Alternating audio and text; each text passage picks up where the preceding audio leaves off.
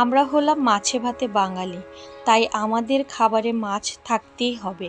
আজকে রান্না করলাম পাবদা মাছ সর্ষে বাটা দিয়ে, আর সাথে ছিল আলু ভাজা, ডাল।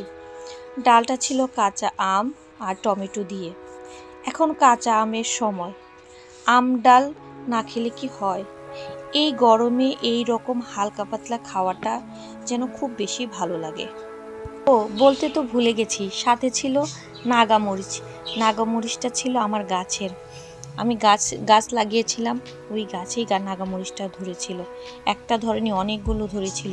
এখন আমি প্রথম তো আমি ভেবেছিলাম ও কত মরিচ ধরছে, কি ভালো লাগছে, কিন্তু এখন দেখা যাচ্ছে শেষ আর হচ্ছে না। বাকি মরিচগুলি গাছেই পেকে যাচ্ছে, কি করব বুঝতে পারছি না। পেকেই যাবে, পেকে পেকে হয়তো শুকিয়ে যাবে, একটা সময় পড়ে যাবে। এতগুলো মরিচ কি করব? তো আর কি করার আছে, গাছে তো থাকবেই। এত মরিচ কি খাওয়া যায়? এটা কি ছিল, ওটা কি অন্য কিছু যে পেরে এনে সব খেয়ে ফেলবো একসাথে?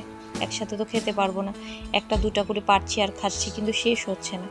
কথা বলতে বলতে আমার খাওয়াও প্রায় শেষ।